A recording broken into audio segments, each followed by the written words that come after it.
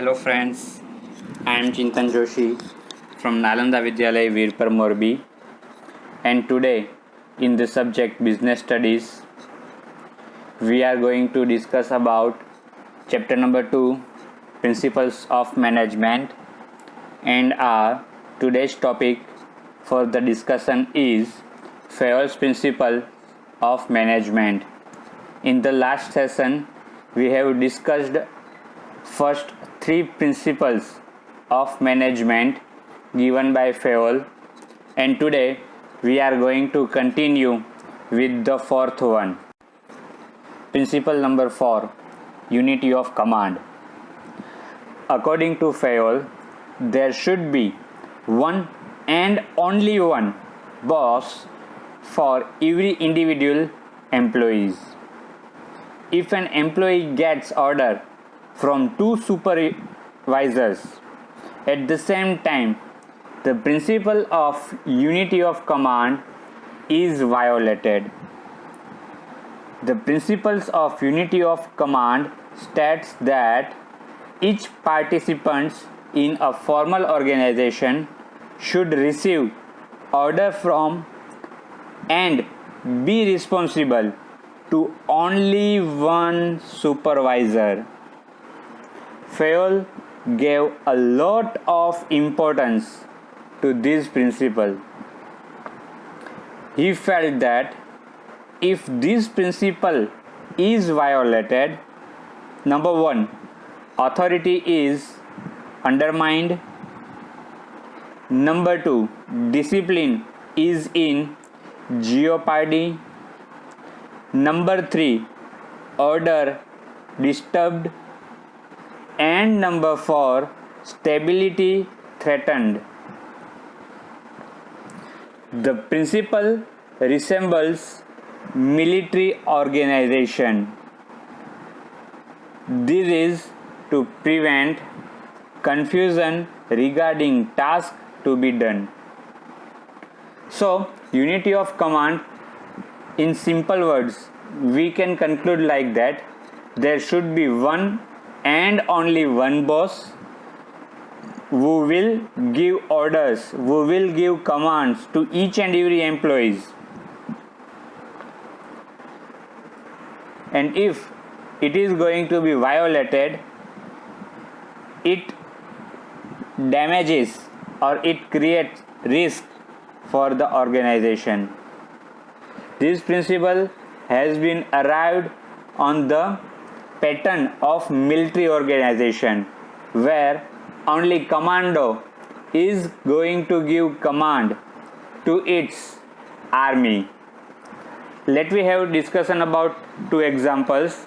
Example number 1, suppose a salesperson is asked to confirm a deal with a buyer and is allowed to give 10% discount by the marketing manager, but finance department tells salesperson not to offer more than 5% discount. Now, what will be the salesperson's mindset in this situation?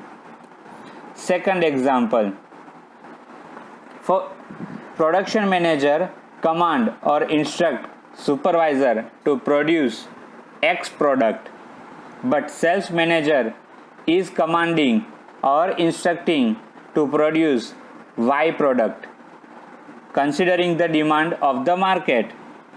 Now, can we assume the situation of that supervisor in these circumstances? So, if there is no unity of command, this creates lots of problems in the organization. But this can be avoided with the coordination between various departments. So, this is all about the unity of command. After seeing the unity of command, let me have principle number 5, that is unity of direction. All the units of an organization should be moving toward the same objectives through coordinated and focused efforts. We know that in an organization there are different departments like marketing, sales, production, finance, etc.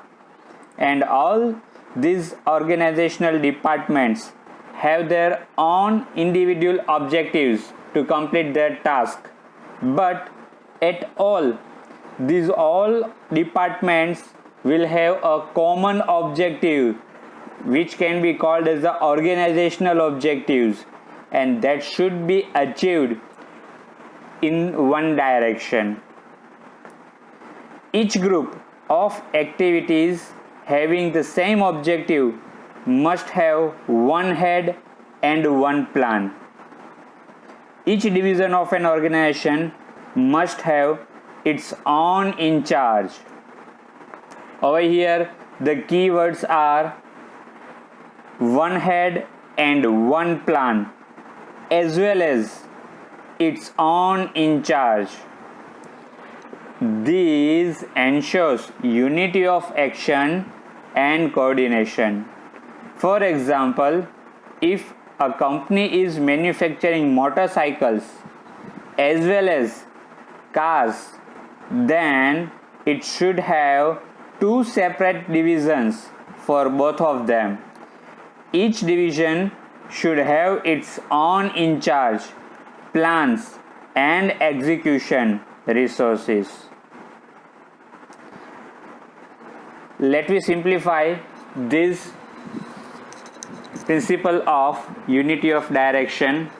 In an organization, it may happen that there are more than two divisions or departments having its own objectives, but all are working together to fulfill the same objective, right? That's why each and every division should have one head with one plan, as well as they have their own separate in charge, but they should be working in one direction, that is a common objective of an organization. Guys, it may happen that you are going to confuse over here, so let me have the difference between unity of command and direction. Let me have number 1. On the base of meaning, unity of command, one subordinate should receive orders from only one supervisor, and he should be responsible to only one supervisor. On the base of meaning, unity of direction, each group of activities having same objective must have one head and one plan. On the base of aim, under unity of command, it prevents dual subordination. It means यहाँ पर एक से ज़्यादा superiors command या orders नहीं देंगे. It prevents dual subordination, whereas under the unity of direction, it prevents overlapping of activity. It means यहाँ पर एक से ज़्यादा एक्टिविटी ओवरलैप नहीं की जाएगी. It will be prevented on the basis of implications. Under unity of command, it affects an individual employee, whereas under the unity of direction, it affects the entire organizations. So guys, this is simple difference between unity of command and unity of direction. So till now you might be clear with principle number 4 and principle number 5. Let me have principle number 6, that is subordination of individual interest to general interest. Over here, let me have detailed discussion. Every worker has some individual interest for working in a company, whereas the company has its own objectives. For example, company would want to get maximum output from its employees at a competitive cost or cheapest salary. On the other hand, an employee may want to get maximum salary while working the least.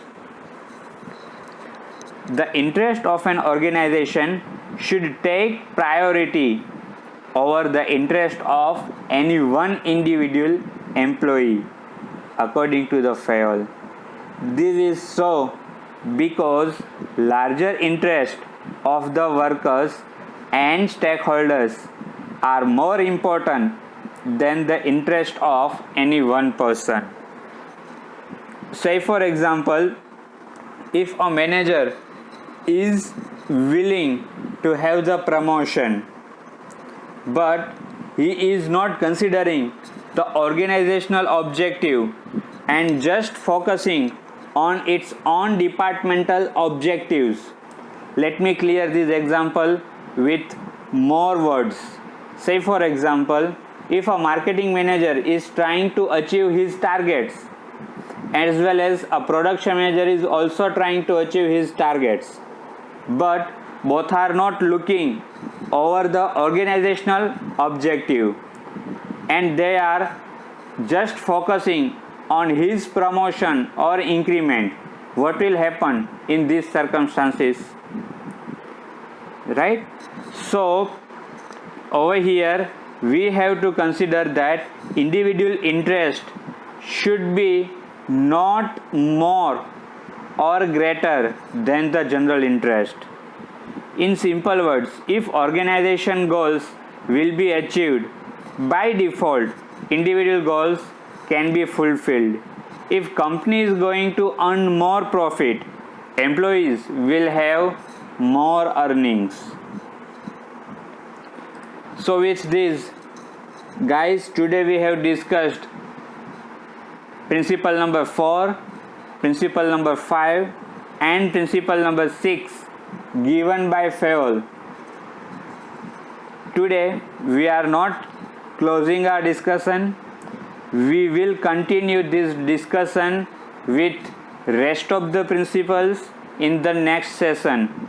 Still any doubts you have, please feel free to contact me. Thank you.